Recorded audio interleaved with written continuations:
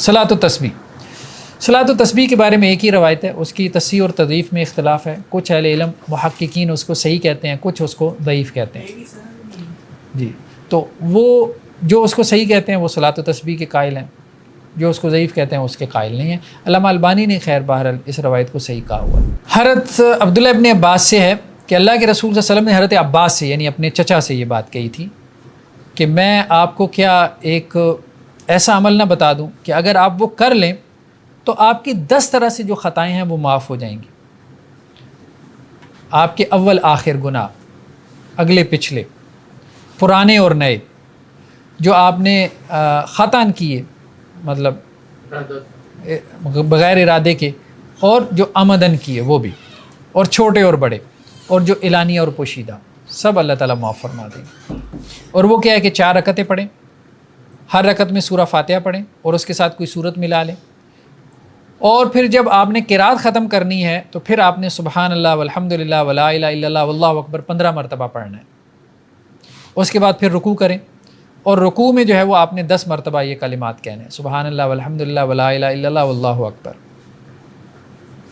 پھر اس کے بعد قومہ کریں، سمع اللہ لمن حمدہ ربنا ولک الحمد، پھر آپ نے 10 مرتبہ یہ کلمات کہنے ہیں۔ پھر سجدے میں جائیں، پھر سجدے میں 10 مرتبہ یہ کلمات کہیں، پھر سجدے سے اٹھیں، جلسہ میں بیٹھیں، پھر 10 مرتبہ یہ کلمات کہیں، پھر سجدے میں جائیں، پھر دوسرے سجدے میں 10 مرتبہ یہ کلمات کہیں، پھر اٹھیں سجدے سے، پھر 10 مرتبہ یہ کلمات کہیں، پھر کھڑے ہو جائیں۔ تو اس طرح ایک رکعت میں 75 ٹائمز ہو گئے، اور 4 رکعت میں 300 ٹائمز۔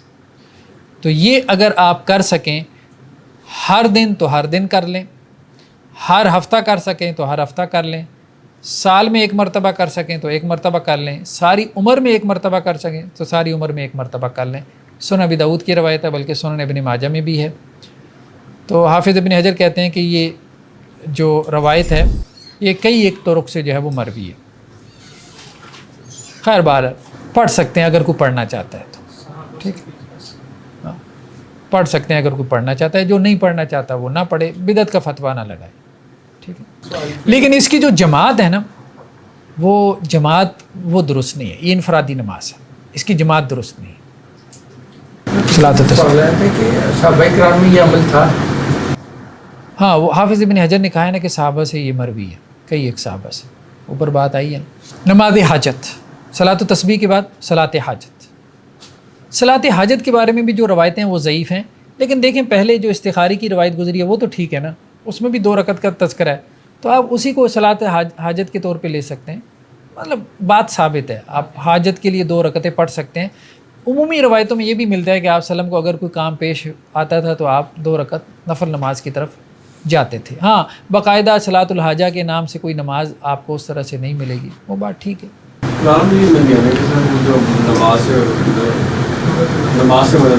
ہاں وَاسْتَعِینُوا بِالصَّبْرِ وَالصَّلَاةِ، تو ٹھیک ہے صلاۃ الحاجہ کا یعنی۔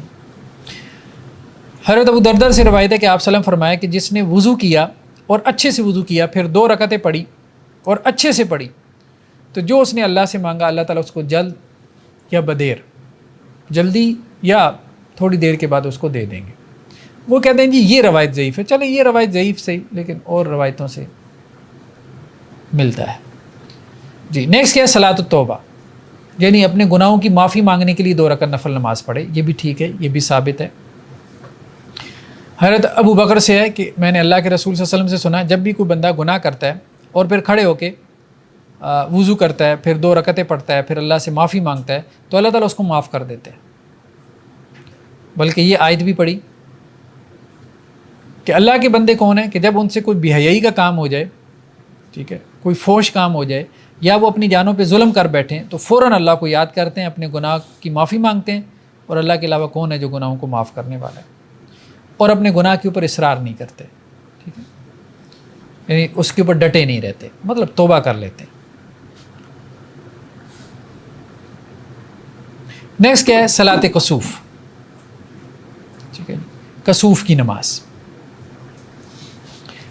یعنی کسوف کہتے ہیں سورج گرہن کو، تو یہ بھی سنت موقدہ ہے مردوں کے لیے بھی اور عورتوں کے لیے بھی، اور اس میں جو ندا لگائی جاتی تھی وہ کس طرح سے الصلاۃ جامعہ، الصلاۃ جامعۃ، یعنی اذان نہیں ہوتی تھی، نماز کے لیے جمع ہو جاؤ، ٹھیک ہے. اور یہ 2 رکعتیں ہیں. ہر رکعت میں 2 رکوع ہیں جمہور کے نزدیک.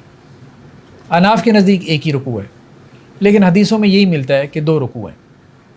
اناف نے کہا جیسے عام 2 رکعتیں پڑھتے ہیں اسی طرح سے، لیکن نہیں، صلاۃ کسوف جو ہے تھوڑی سی ڈیفرنٹ ہے. یہ ہمیں روایتوں میں ملتا ہے. آپ صلی اللہ علیہ وسلم نے اس میں 2 رکوع کیے. ٹھیک ہے. یہ حضرت عائشہ رضی اللہ عنہا سے روایت ہے کہ سورج کو جو ہے وہ گرہن لگا اللہ کے نبی صلی اللہ علیہ وسلم کے زمانے میں. تو آپ صلی اللہ علیہ وسلم مسجد کی طرف نکلے تو آپ کھڑے ہوئے اور آپ نے تکبیر کی اور لوگ بھی آپ کے پیچھے کھڑے ہوئے اور آپ نے لمبی قرات کی. پھر آپ نے اللہ اکبر کہہ کے رکوع کیا اور آپ نے لمبا رکوع کیا، اتنا لمبا تھا کہ قیام کے قریب قریب تھا. پھر آپ کھڑے ہو گئے. ٹھیک ہے. اور آپ نے سمع اللہ لمن حمدہ ربنا ولک الحمد کہا.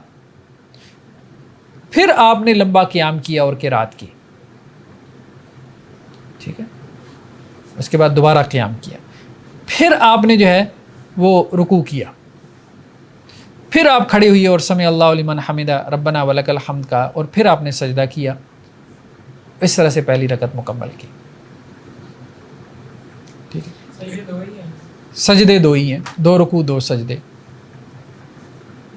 اور 2 ہی قیام 2 قیام ہوں گے. ایک رکعت میں 2 قیام، 2 قیام ہوں. پھر آپ صلی اللہ علیہ وسلم نے جب سلام پھیرا 2 رکعتیں اس طرح سے پڑھا کے تو آپ نے لوگوں کو خطبہ دیا اور کہا کہ دیکھو سورج اور چاند اللہ کی نشانیوں میں سے 2 نشانی ہیں. کسی کے مرنے کی وجہ سے ان کو گرہن نہیں لگتا، جیسا لوگوں میں عام ایک وہم تھا کہ کوئی بڑی شخصیت مر جاتی ہے تو گرہن لگ جاتا ہے، اور نہ ہی کسی کے پیدا ہونے پہ ان کو گرہن لگتا ہے. جب تم دیکھو کہ ان کو گرہن لگا ہے تو نماز کی طرف متوجہ ہو جاؤ. کیوں کہا؟ کیونکہ قیامت کی نشانیوں میں سے یہ ہے. جب اللہ تعالیٰ قیامت کو قائم کریں گے تو پہلے سورج کو گرہن لگائیں گے اور چاند کو گرہن لگائیں گے، پھر اللہ تعالیٰ قیامت کو قائم کریں گے. تو گویا کہ جب سورج کو چاند کو گرہن لگے تو تمہیں اس سے ڈرنا چاہیے کہ کہیں ابھی قیامت کے لمحات تو نہیں آنے والے، یعنی اللہ نے قیامت لانے کا فیصلہ تو نہیں کر لیا. تو اس لیے نماز کی طرف متوجہ ہو اور اللہ سے معافی مانگو. ٹھیک ہے.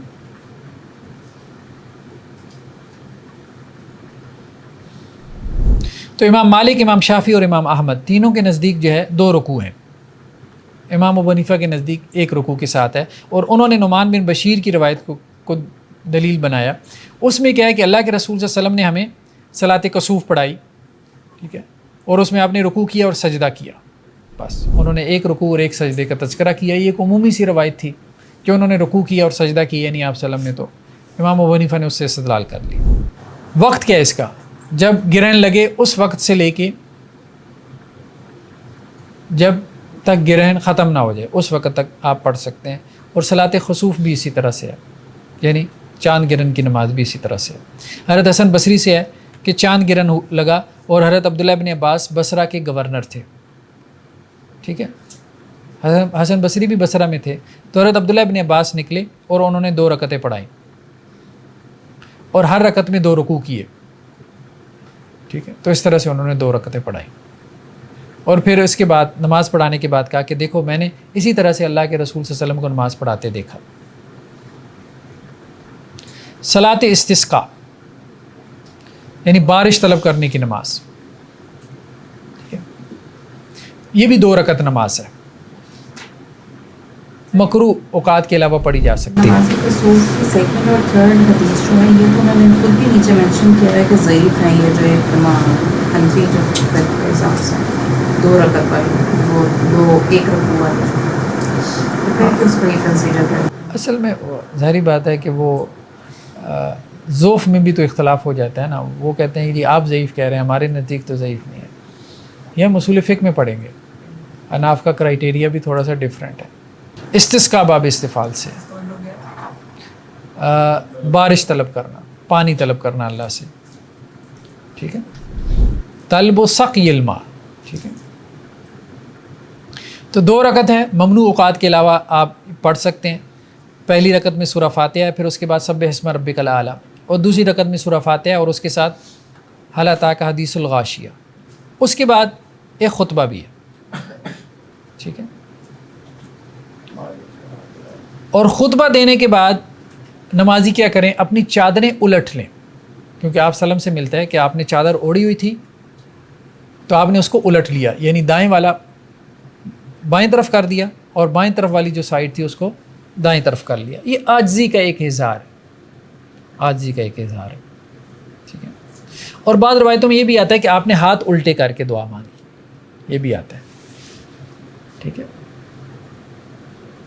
تو حضرت عبداللہ ابن عباس ہے کہ اللہ کے رسول صلی اللہ علیہ وسلم استسقاء کے لیے جو ہے وہ بہت ہی زیادہ تضرع کے ساتھ، عاجزی کے ساتھ، انکساری کے ساتھ اللہ سے ڈرتے ہوئے آپ نکلے اور آپ نے 2 رکعتیں پڑھائی، جیسا کہ عید کی نماز کے لیے آپ باہر نکلتے تھے، اور آپ نے خطبہ نہیں دیا، کبھی آپ نے خطبہ دیا کبھی نہیں بھی دیا،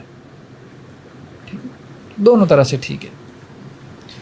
یعنی خطبے میں بھی متوجہ کرنا ہوتا ہے نا امام نے کہ اللہ سے گڑ گڑا کے معافی مانگو، اور یہ جماعت نہیں ہو سکتی جی صرف جماعت کی میں ہی ہو سکتی جماعت کے ساتھ ہی ہے، مسنون تو یہی ہے، اگر کوئی اکیلے بھی پڑھ لے تو کوئی حرج نہیں۔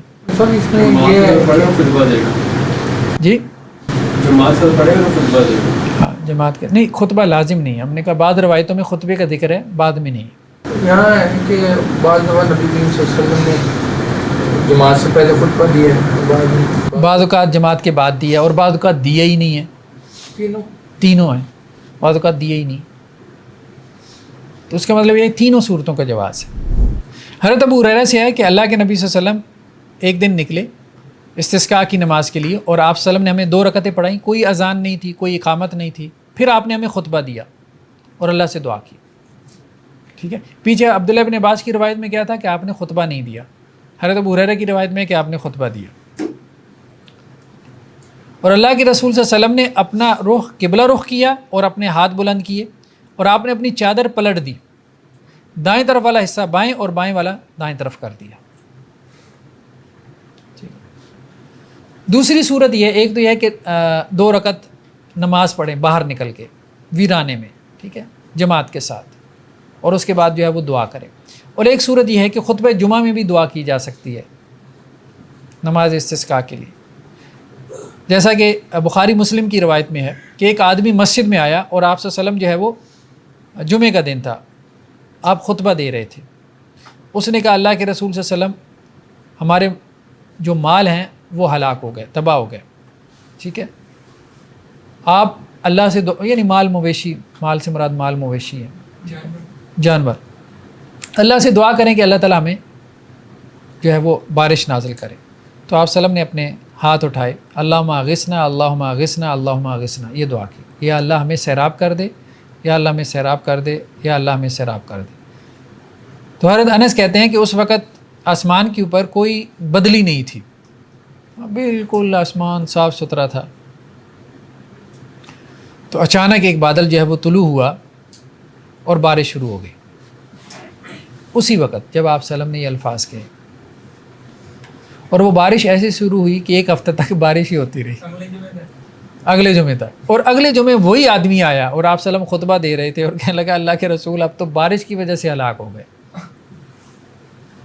تو پھر آپ وسلم نے یہ دعا کی، اللہم حوالینا ولا علینا، یا اللہ ان بادلوں کو دور لے جا، ہمارے اوپر ان کو نہ برسا، حوالینا یعنی ہمارے ارد گرد، ٹھیک ہے، اللہم علی الاکام والذراب وبطون الاودیہ ومنابت الشجر، یا اللہ جنگلوں میں جا کے برسیں، پہاڑوں کی چوٹیوں پہ، ٹھیک ہے، صحرا کے ٹیلوں پہ جا کے برسیں۔ سر یہ یہی سے نکلا ہے جو میرا آدھی چڑھی جو میرا آدھی کیا ہے؟ جو میرا آدھی چڑھی جو میرا آدھی۔ اچھا،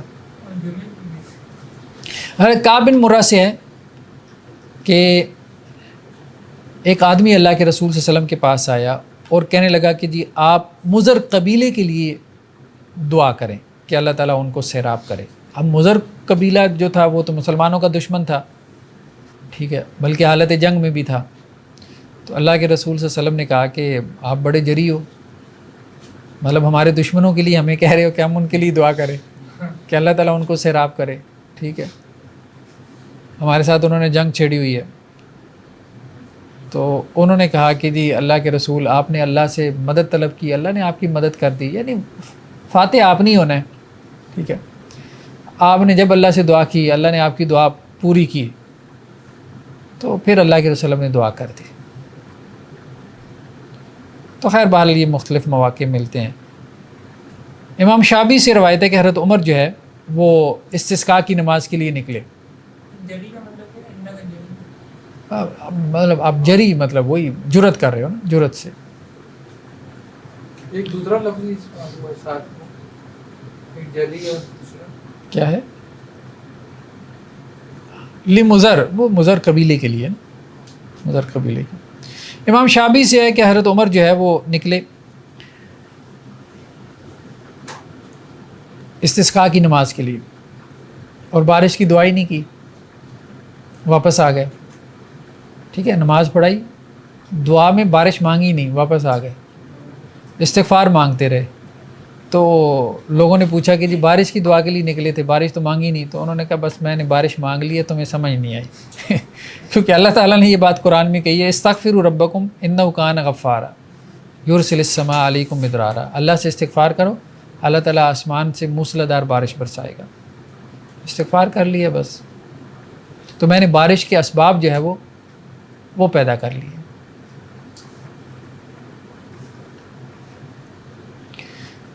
کچھ دعاؤں کا انہوں نے تذکرہ کیا کہ آپ وسلم جب بارش کے لیے دعا مانگتے تھے تو کس طرح سے, اللہم اسقِ عبادک و بہائم, یا اللہ اپنے بندوں کو اور جو بھی آپ کی مخلوقات ہیں ان کو سیراب کر, وانشر رحمتک, اپنی رحمت کو پھیلا دیں, واحی بلدک المیت, اور جو مردہ شہر ہے اس کو آپ زندہ کر دیں. اور بھی خیر کچھ دعائیں جو ہے وہ ملتی ہیں, اللہم صیبا نافعا, یا اللہ ایسی بارش ہو جو کہ نفع بخش. اور صحیح مسلم کی روایت میں حضرت انس سے یہ بھی ہے کہ آپ صلی اللہ علیہ وسلم نے اپنی ہتھیلیاں, یعنی جو الٹا رخ تھا نا اس کا, بظاہر کفئی, ظاہر مطلب جو الٹ, اس کو آسمان کی طرف بلند کیا اور پھر دعا کی.